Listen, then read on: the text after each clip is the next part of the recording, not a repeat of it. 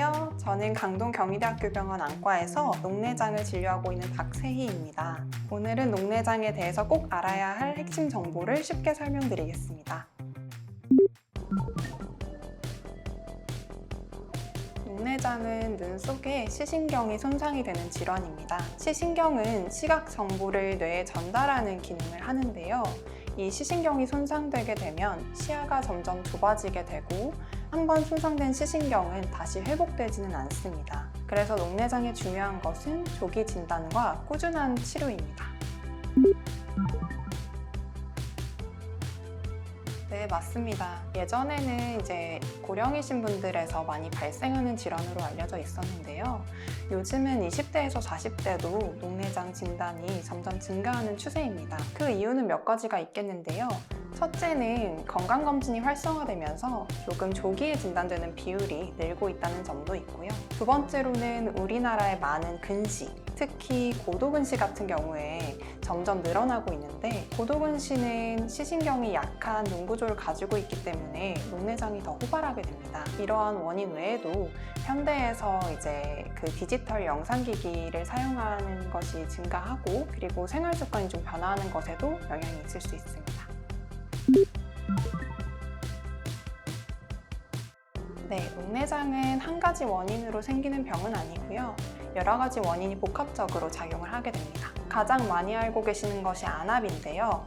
안압은 눈 속의 압력으로, 안압이 증가하는 경우에는 시신경이 스트레스를 받게 되면서 손상이 잘 됩니다. 두 번째는 시신경이 얼마나 약한지입니다.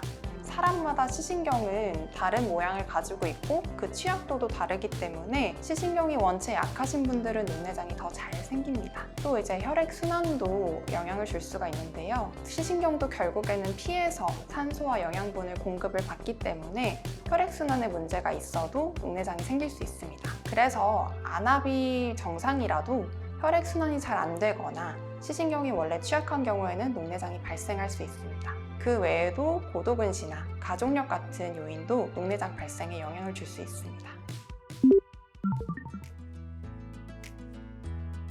네, 일부는 맞고 일부는 틀린 말인데요.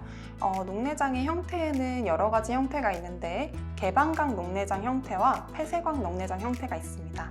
그 중에서 특히 폐쇄각 녹내장이라는 것은 눈 앞쪽에 전방이라는 공간이 좁아서 안압이 급격하게 확 올라가면서 생기는 급성 녹내장 형태인데요. 급성 폐쇄각 녹내장이 많이 호발하는 요인으로는 어두운 곳에서 불을 꺼놓고 엎드려서 스마트폰을 보거나 책을 읽는 등 근거리 작업을 많이 하게 되면 이렇게 급성으로 폐쇄각 녹내장이 발생할 수 있습니다. 그래서 어두운 곳에서 불 꺼놓고 근거리 작업을 하시는 것은 조금 피해 주시는 것이 좋겠습니다. 네, 이 질문을 제가 외래에서 정말 많이 받는데요. 앞서 말씀드렸듯이 녹내장을 유발하는 원인에는 안압 외에도 여러 가지가 있습니다. 안압 외에도 시신경이 약하거나 혈액순환이 잘 안 되는 경우에는 녹내장이 생길 수 있고요. 특히 우리나라 같은 경우에는 전체 녹내장의 70%에서 80%는 정상 녹내장 환자군입니다. 따라서 안압이 정상이라고 해서 안심하실 것은 아니고요. 사람마다 같은 안압에서도 시신경이 견딜 수 있는 정도가 다르기 때문에 시신경이 약하거나 혈액순환이 잘 안 되면 녹내장으로 이어질 수 있어서 정기적으로 검진을 하시는 것이 중요합니다. 녹내장은 초기에는 증상이 없어서 사실은 병원에 방문하시기가 힘듭니다. 그런데 증상이 생기게 되면 시력도 떨어지고 시야가 좁아지게 되면서 많이 어두워지게 됩니다. 그러나 꼭 당부드리고 싶은 것은 이렇게 증상이 발생했을 때 병원에 오시게 되면 대부분은 녹내장이 아주 많이 진행을 한 단계에서 오시는 겁니다. 그래서 조기 진단을 위해서 정기검진을 꾸준히 받으시는 것을 권고드립니다. 녹내장의 진단법은 여러 가지를 보고 종합적으로 진단을 하게 되는데요. 대표적으로 시행하는 검사는 첫 번째로는 안압을 측정하게 되고, 두 번째로는 시신경의 상태를 보기 위해서 앉아 사진을 찍습니다. 세 번째로는 시야가 실제로 얼마나 손상됐는지를 보기 위해서 시야 검사를 시행하게 되고요. 마지막으로 OCT와 같은 정밀 영상 검사까지 같이 촬영해서 복합적으로 보고 판단을 하게 됩니다.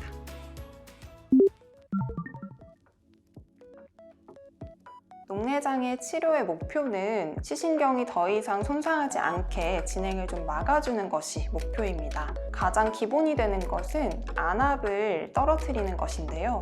먼저 첫 번째로는 점한 약을 시작을 하게 됩니다. 그리고 필요한 경우에는 레이저 시술이나 녹내장 수술을 하기도 합니다. 그렇지만 모든 환자에서 수술이 필요한 것은 아니고요. 점한 약을 사용하고 있는데도 녹내장이 계속 진행을 하거나 안압이 목표 안압까지 잘 떨어지지 않는 경우에 수술을 고려하기도 합니다. 이제 백내장처럼 수술을 해서 완치가 되는지 이런 것을 질문하시는 것 같은데요. 녹내장 같은 경우에는 앞서 말씀드렸듯이 이제 이미 손상된 시신경을 되돌릴 수는 없습니다. 그래서 결국에는 진행을 안 하도록 억제하는 것이 목표이기 때문에 점한 약을 사용하는 것도 그렇고 수술을 하는 것도 그렇고 목표는 안압을 떨어뜨리는 겁니다. 점한 약만으로도 안압이 목표 안압까지 떨어진다면 굳이 수술을 할 필요는 없고요. 오히려 녹내장 수술은 출혈이나 감염 또는 안압이 너무 떨어지는 저안압 같은 부작용이 생길 수 있기 때문에 우선은 점한 약으로 먼저 치료를 해보고 거기서 이제 목표치에 도달하지 못한다면 또는 진행을 계속 한다면 그때 수술을 고려해 보시는 것이 좋습니다.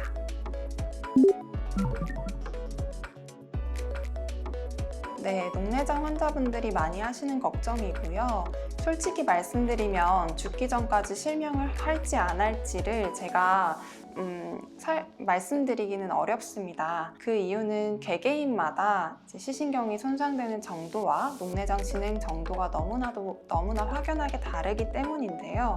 확실한 것은 녹내장을 조기에 진단할수록 그리고 조기부터 관리를 꾸준히 할수록 실명까지는 이르지 않을 가능성이 높다는 것입니다. 반대로 녹내장을 조기에 진단받았더라도 치료를 했다가 안 했다가 이렇게 반복이 되거나 치료 방침을 잘 따라주지 않으시고 안약을 잘 점안하지 않으시면 녹내장이 빠르게 진행할 수 있기 때문에 치료를 꾸준히 하는 것이 중요합니다.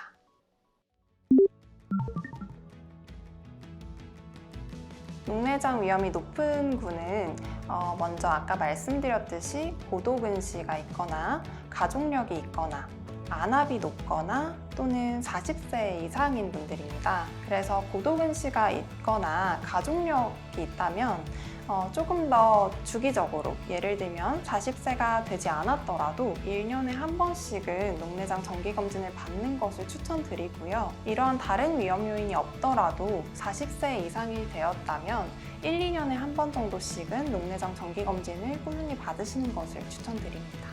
감사합니다.